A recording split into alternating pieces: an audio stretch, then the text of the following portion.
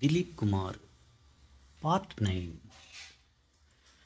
Bombay Talkies was the best thing that happened to me at that juncture in my life. I could not have found a better job than the one offered to me by Devika Rani. Sure, I had no clue what acting in front of a camera was. It was something to be studied and learned and practiced. What was delightful was the ambience of the studio, which was a mix of what one would seek and find in a university or any educational institution and what one would expect to find in a fantasy world straight out of one's fertile imagination of houses, facades, artifacts, streets, gardens, and so on, which I got to know were the permanent sets created for the shootings. It interested me to know how all that I was seeing would be used in shooting a film. So, for the first 2 months, Devika Rani made sure that I was present at all the shootings. I arrived at the studio every day in the morning and went straight to those sets where shooting was going on. Ashok Bhaiya was shooting for the final portion of Kismat, released in the year 1943, those days, and there was a lot of activity going on as Gyan Mukherjee, the director, and his assistants moved the equipment on the sets according to the lighting pattern.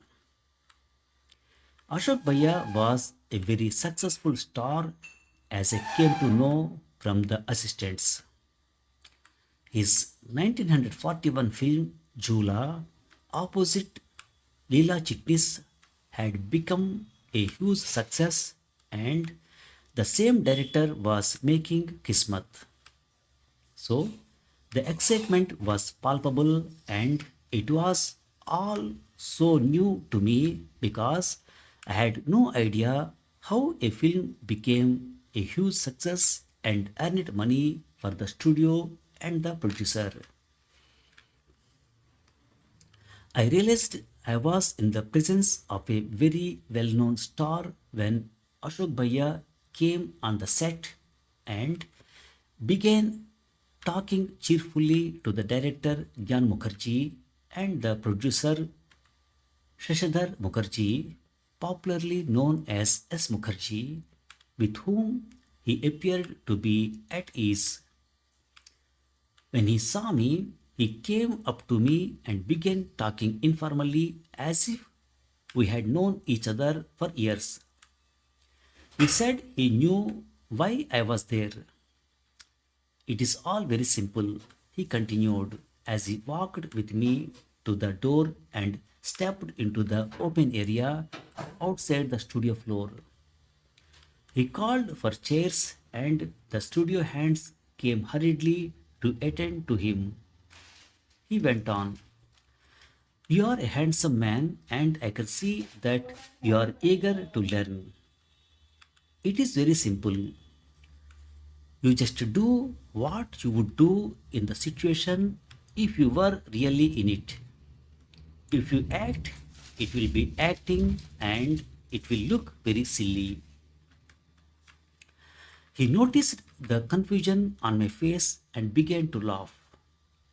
There was genuine warmth in his laughter, and his words gradually began to make sense to me. In the scene that I had observed the previous day, sitting unobtrusively with the assistance of the cameraman behind the camera, he had laughed exactly the way he had just done. He reacted to a response very naturally as he just did to my puzzled look. Ashok Bhaiya soon introduced me to S. Mukherjee Sahab, who was his brother-in-law. Ashok Bhaiya's sister Sati Devi was married to Mukherjee Sahab, and that explained the informality between them. Ashok Bhaiya's nature was such that he did not resist friendship with strangers and went all out to make things easy and comfortable for everybody in the studio, from the canteen boy to the technicians and actors who worked with him. I met him every day and he treated me like a younger brother who had to be led and protected. My shyness and reticence began to recede in his company, and his friendliness and affection for me were a fillip for me to be on the sets while the shooting of Kismat was going on. I quite liked what I was watching, and I thought it was more interesting and absorbing than office drudgery or the work Agaji would have given me to do in the food business. Ashok Bhaiya lived nearby, and so did S. Mukherjee Sahab. It was a period of transition for Bombay Talkies, as Devika Rani, who had been managing the studio after the death of her husband and co-founder of the studio, Himanshu Rai, was planning to marry the famous Soviet painter Svetoslav Roerich and leave the management of the studio in the hands of S. Mukherjee Sahab and Amiya Chakravarti. She used to visit the sets during shooting and give pertinent sessions. She had substantial knowledge of everything related to filmmaking, having worked as a trainee at the Universum Film Flags UFA in Germany. He was not only trained in acting but was also well versed with the art of makeup, set design, and costume design. Always elegantly attired, she radiated a dignified charm when she interacted with all of us. She was happy I was bonding very well with Ashok Bhaiya and S. Mukherjee Sahab.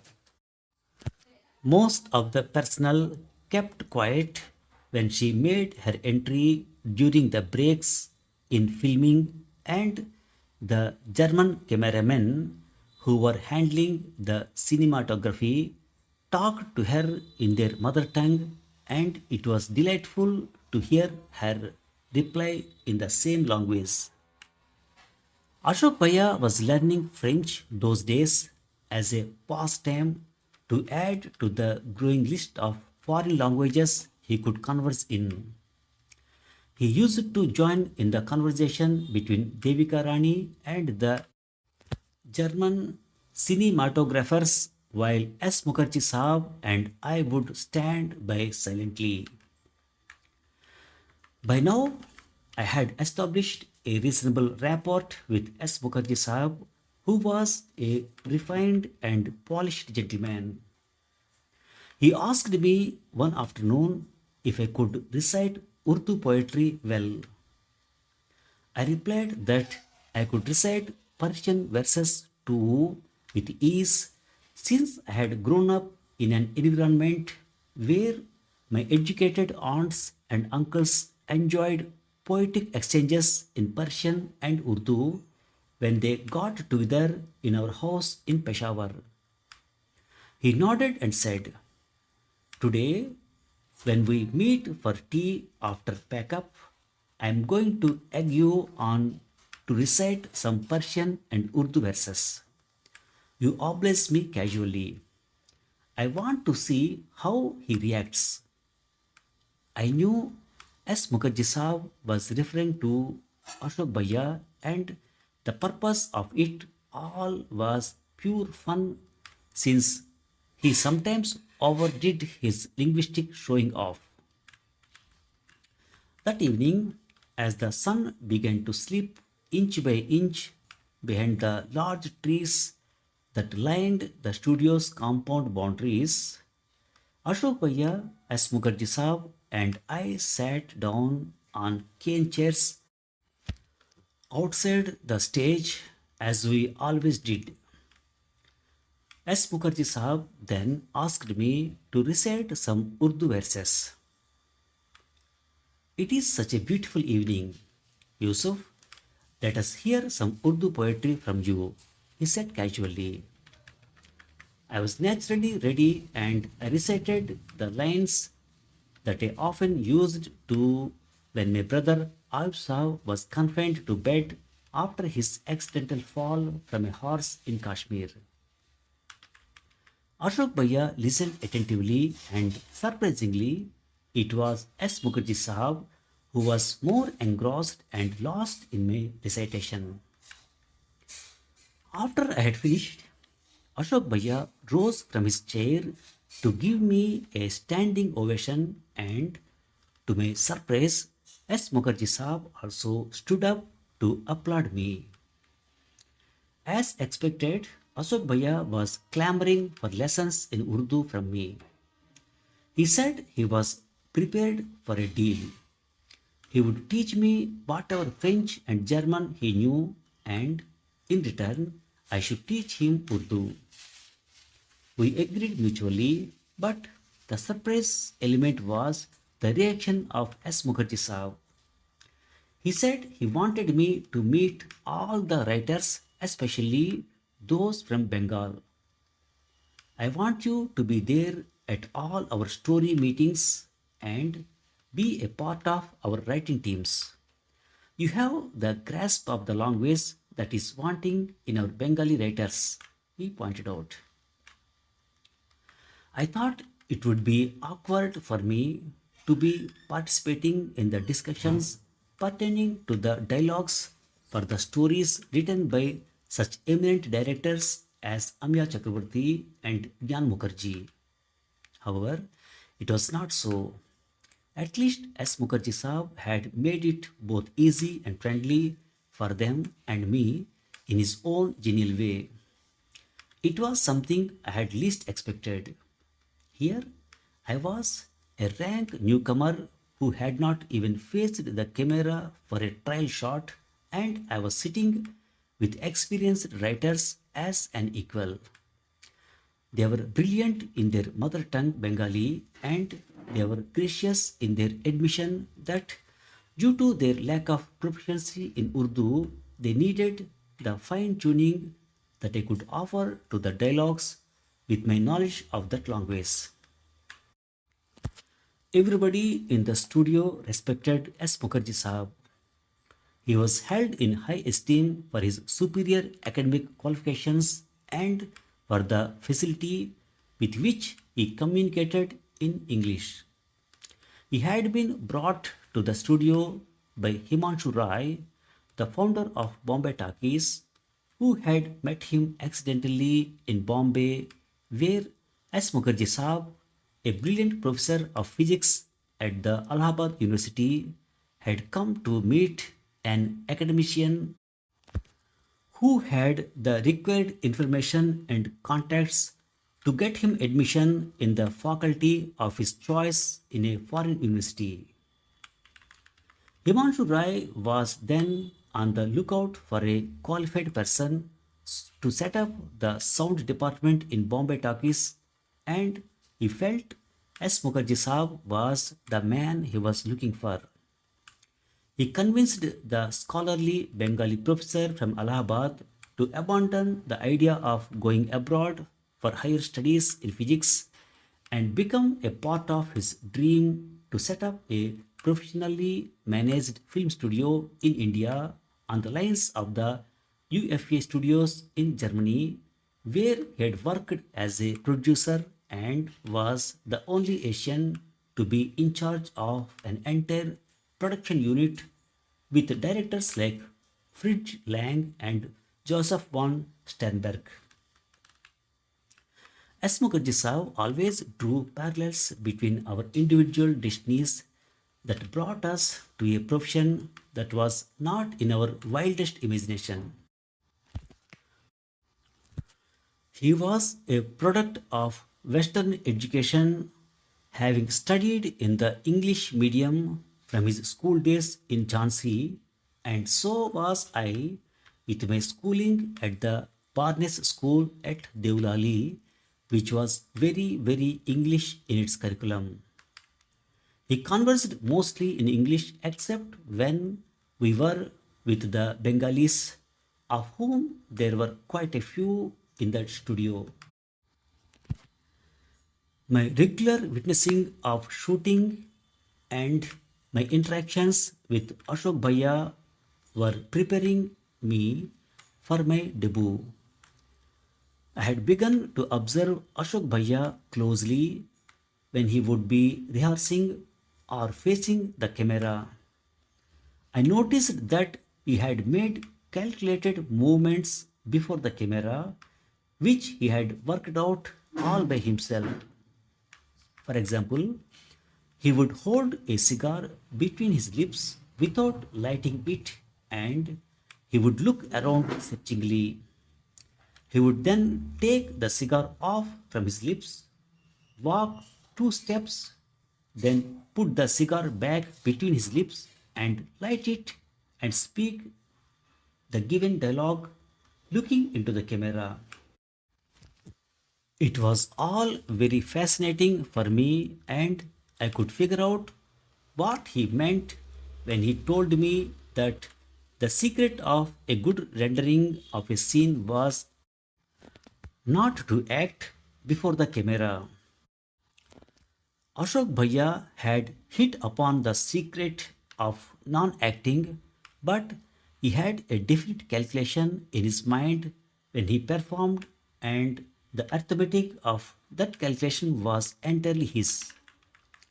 I began to understand that I would have to arrive at my own approach to the whole business of simulating feelings and emotions. When I got a chance to speak to S. Mukherjee Saab alone, I mentioned my observation to him, and he suggested that I go and view as many feature films as I could so that I could observe how different actors attained their levels of competence before the camera in rendering long, winded, and difficult scenes. I thought there was a point in what he was saying, but it was difficult to go straight from the studio to a cinema theater and watch a film and go home late in the night. Besides, if someone saw me going to a theater and reported it to Agaji, it would raise questions in his mind because he knew I had no interest in the amusement offered by films. In his eyes, I was an athlete and a passionate soccer player who derived pleasure and thrill from a good game of soccer or cricket in any open ground in the city. I would leave for home every evening at about 6, taking a local train to Churchgate from Malath. I had a second class season ticket, which gave me the comfort of traveling without being elbowed by passengers getting in and out. From Churchgate, I boarded a bus and alighted at Crawford Market and walked to our residence at Nagdevi Street. On the way, every day, I met friends who asked me casual questions about the job I was doing, and I always told them it was a company that was doing well and had around 1500 employees, and I was learning the ropes. I never waited to prolong the conversation and pretended to be in a hurry to get home. At home, Amma would be bustling around to give the family or the visiting relatives whatever they desired. I don't remember seeing her ever taking a nap or sitting pretty, making frivolous conversation. She asked me a couple of times about the work I was doing, and I gave her the impression that it was a good honorable job, and I was quite happy. She was so preoccupied with the responsibilities of running the large household that she did not question me anymore. My elder sister, Sakina Appa, was the curious one. She was nosy enough to get deep into everything that everybody did, be it in our home or in the neighbor's home. She seldom extended help to Amma in the kitchen, and Amma never complained for fear of provoking a senseless argument with Sakina Appa. Every time Sakina Appa tried to probe, I told her different things and successfully confused her about my employment. She was happy when she heard about the salary I was going to bring home and generally remained content with that knowledge. My brother Ayub Sahab was well aware of what I was doing because I had confided in him. Ayub Sahab was very close to me and we shared a bond that was inseparable. As noted earlier, he was an extremely intelligent and sensitive person whose voluminous reading of Urdu and English literature had made him a kind of scholar. He was excited about my job, but he also feared whether I would be successful in my vocation, being the shy, reserved person I was. More than anything else, he wondered what would be Akaji's reaction when he would learn about my job. I assuaged his fears by telling him what I tell anybody who worries about the outcome of something he or she is about to do. I told him I would not think too much about what could happen because that could distract me from my efforts to do my job to the best of my ability. I was not the least nervous or anxious. One morning, as I entered the studio, I was given the message that Devika Rani wanted to see me in her office. I wondered what it could be. I was certain it could not be for expressing any displeasure because she was always courteous and pleasant whenever she met me and inquired how I was doing. So, what could it be? When I walked into her office, she was seated at her desk, looking stunning and dignified as always. She smiled warmly and asked me to take a seat. I sat down and looked curiously at her.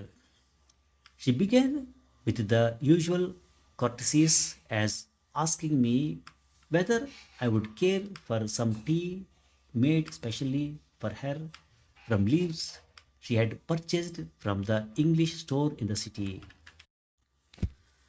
I was wondering what she had in mind when she came to the point, speaking in English, the language she was most fluent in. She said quite matter of factly, Yusuf, I was thinking about your launch soon as an actor, and I felt it would not be a bad idea if you adopted a screen name. You know, a name you would be known by and which will be very appropriate for your audience to relate to, and one that will be in tune with the romantic image you are bound to acquire through your screen presence. I thought Dilip Kumar was a nice name. It just popped up in my mind when I was thinking about a suitable name for you. How does it sound to you? I was speechless for a moment, being totally unprepared for the new identity she was proposing to me. I said it sounded nice, but asked her whether it was really necessary. She gave her sweet smile and told me that it would be prudent to do so. She added that it was after considerable thought that she came to the conclusion of giving me a screen name. With her customary authority, she went on to tell me that she foresaw a long and successful career for me in films, and it made good sense to have a screen identity that would stand up by itself and have a secular appeal. I was quick to appreciate her concern, but I told her I needed to think about it a bit. She responded, "Fine, come back to me with your thoughts. We are now ready to begin preparations for your debut, so we must hurry up," she said breezily as I rose from a seat to leave. I spent the rest of the day as per my routine, but with the name Dilip Kumar ringing in my mind's inner recesses. As Mukherjee Saab noticed that I was rather contemplative that afternoon as we ordered lunch from the canteen. After lunch, when work started on the shooting stage, he asked me if there was something disturbing me and if I could share with him. It was plain to all of us that S. Mukherjee Saab was the number two man in the studio's management hierarchy, and the general feeling was that he would take over the reins of management soon. I had developed a rapport with him because I found him to be a man of considerable worth, not only in terms of the technical knowledge he had painstakingly acquired by regular interactions with the foreign technicians and consistent reading of relevant literature, but also in a personal sense as a friend one could trust and rely upon. I told S. Mukherjee Saab about the suggestion that had come from Devika Rani. He reflected for a second and, looking me straight in the eye, said, "I think she has a point. It will be in your interest to take the name she has suggested for the screen. It is a very nice name, though I will always know you by your name, Yusuf, like all your brothers and sisters and your parents." I later came to know that Ashok Kumar was the screen name of Kumudlal Kunjilal Ganguly. I was touched, and it was a validation that cleared my thoughts then and there. I decided not to speak about the new name to anyone, not even to Ayub Sahab. The days that followed were pretty hectic at the studio because Kismet had released to a great opening response in 1943 and was on its way to creating box office records. Ashok Bhaiya was a superstar now, but he remained completely unaffected and behaved as if nothing had changed in his life. He began to take a keen interest in the management alongside S. Mukherjee Saab, and he was delighted that I was going to be launched with a film titled Jwar Bhata to be directed by Amiya Chakrabarti.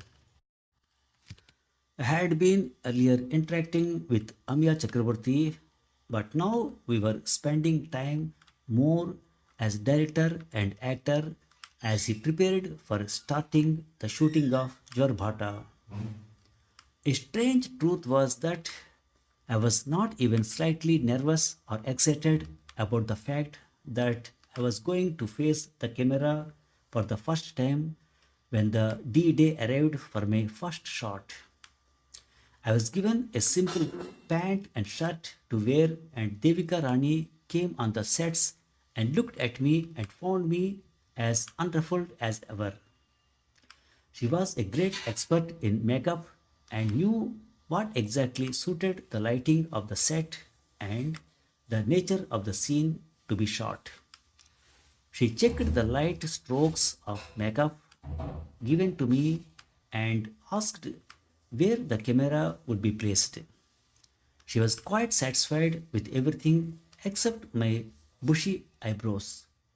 She asked me to sit down on a chair and she called for tweezers from the makeup man and very deftly pulled off some unruly growth of straggling hair from my eyebrows to give them a proper shape while I held my breath and endured the pain it was causing.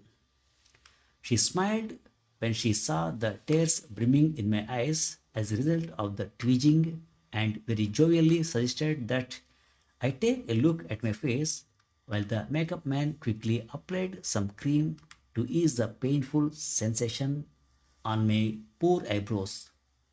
She left after wishing me luck. My first shot was explained to me by Amya Chakravarti. He made a mark on the ground and told me, "You will take your position here and you will run when I say action." I will first say start camera, but that is not for you.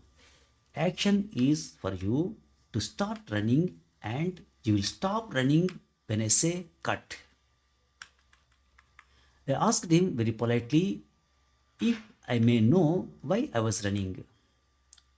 He replied I was running to save the life of the heroine who was going to commit suicide. Satisfied with the explanation, I told him I was ready. It was an outdoor scene and the camera was somewhere in the distance. It was a brand new gadget imported from Germany and it was being used for the first time. I stood where I was shown to take my stand.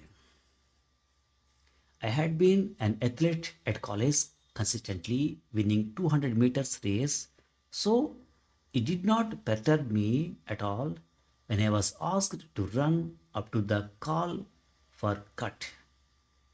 I was mighty pleased that it was something so easy and simple. The shot was ready, and the minute I heard action, I took off like lightning and heard the director scream, "Cut, cut, cut." I saw him gesticulating and trying to tell me something I could not figure out. I stood rooted to the spot I had reached in a flash, and Amya Chakravarti ambled over, looking highly displeased. He told me that I ran so fast that it was a blur that the camera had captured. I clarified that I had no idea of the speed I was supposed to maintain. He then said, "Never mind, we will do it again, but keep the pace slower." It was a bit perplexing for me when he told me at first to slow my pace because I thought it was important for me to run as fast as I could and save the girl who was going to end her life.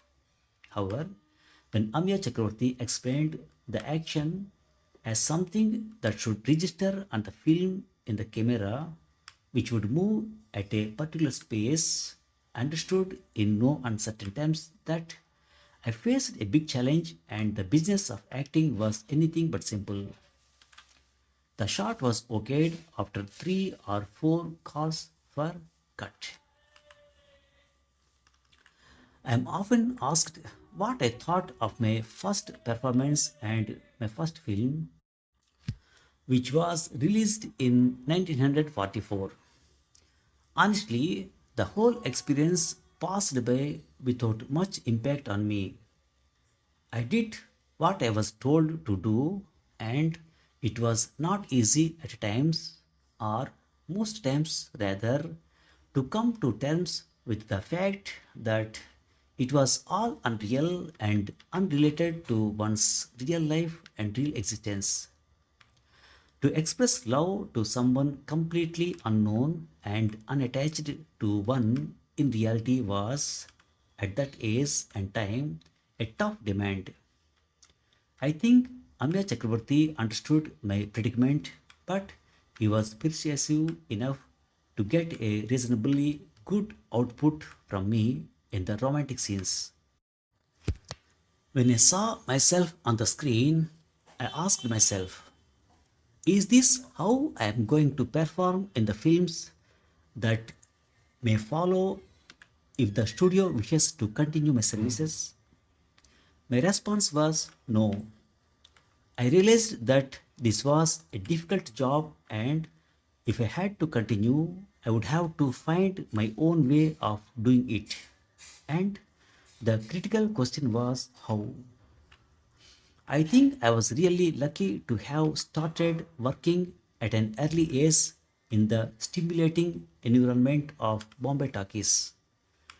The writers who left new theatres in Calcutta to join Bombay talkies, which enjoyed the prestige of being the studio that produced highly successful films, most of them having Ashok Bhaiya in the lead, were very creatively gifted, but they would turn to me for Urdu vocabulary on S. Mukherjee Saab's advice. I benefited from my interactions with them, and it became obvious to me that the screenplay was the backbone of a film. I also became aware that an actor needed to strengthen his instincts because the duality between the real and unreal cannot be sorted out by the mind, which is more concerned with truth and logic in any normal situation. The mind will always tell you this is nonsense. This woman you are addressing as Ma is not your mother, or that you are not in love with the girl who is fluttering her eyelashes and looking at you soulfully. You know that your own mother is a lovely woman and does not have teeth stained by pawn chewing, and you don't even know who the girl is. It is only instinct that will help you to absorb what you have to absorb from the script and drive you to render a performance coated with realism and conviction despite the knowledge of it all being fiction and drama.